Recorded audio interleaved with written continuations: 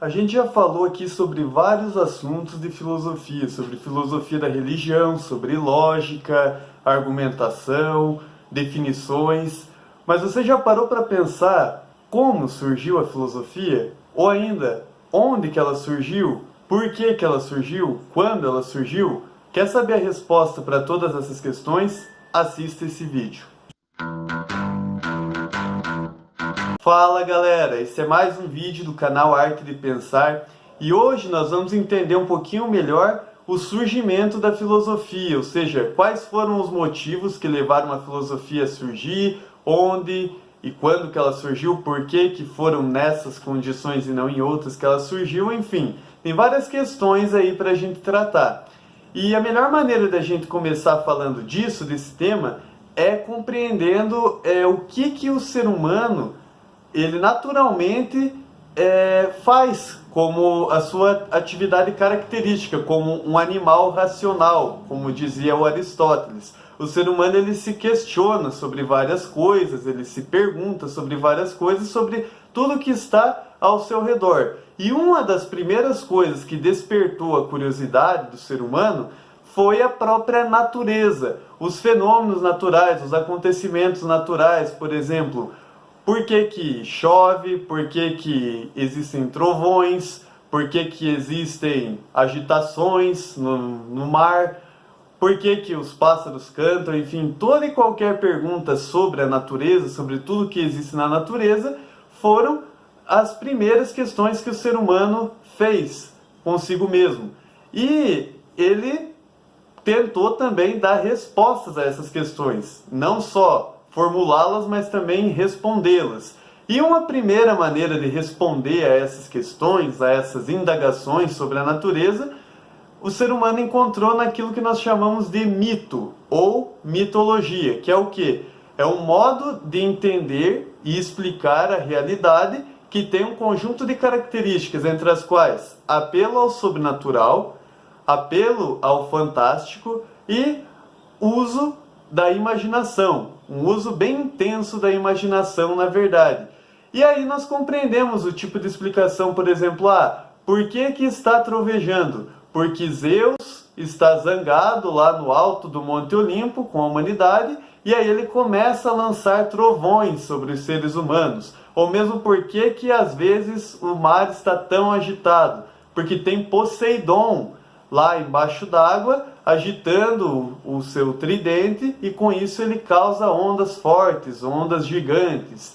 Esses são alguns exemplos de mitos gregos, mas não foram só os gregos que criaram mitos, foram várias sociedades no decorrer da história, desde as primeiras civilizações, desde os mesopotâmios, os egípcios, mas enfim. Por que eu dei exemplos com mitos gregos? Porque foi justamente na Grécia que surgiu esse empreendimento, essa atividade que nós chamamos de filosofia. Isso por uma série de condições. Nós estamos falando da Grécia no final do século VII e início do século VI a.C., quando tinha várias condições para que a filosofia surgisse nesse ambiente. Entre elas, a Grécia tinha uma grande estabilidade política, as cidades-estados gregas estavam num momento de desenvolvimento, a Grécia tinha estabilidade econômica, as cidades gregas elas comercializavam, importavam e exportavam produtos com várias civilizações dos arredores. A Grécia ela tinha uma estabilidade social também, apesar de existirem alguns conflitos entre as cidades-estados, mas de certa forma, a gente pode dizer que havia uma estabilidade social, política e econômica. As condições básicas de existência estavam supridas nesse contexto, nessa época, nesse lugar. E por isso que surgiram pessoas que tentaram dar respostas um pouco diferentes para aquelas mesmas questões que o ser humano sempre teve. Ou seja, por que que acontece determinado fenômeno na natureza? Por que que isso acontece de uma maneira e não de outra? Qual é a origem da natureza? E essas pessoas que tentaram dar respostas um pouco diferentes das respostas mitológicas, que eram respostas que faziam apelo ao sobrenatural, ao fantástico, aquilo que utiliza muito a imaginação, foram os filósofos. E o que eles criaram? Eles criaram respostas que tinham características diferentes das respostas mitológicas. Por quê? As respostas filosóficas, elas não eram respostas de apelo ao sobrenatural. Elas eram respostas pautadas na observação da própria natureza para explicar os fenômenos naturais. E além disso, eram respostas racionais e não de apelo à imaginação. Ou seja, ao invés de ficar fazendo apelo à imaginação, às emoções humanas, porque claro que as explicações mitológicas satisfaziam muito as emoções, eram muito atraentes ao ser humano, elas eram respostas racionais. Então, o uso da razão, o uso da inteligência, da capacidade de raciocínio no ser humano é uma das características essenciais da explicação filosófica e que, portanto, faz com que ela se diferencie muito da explicação mitológica.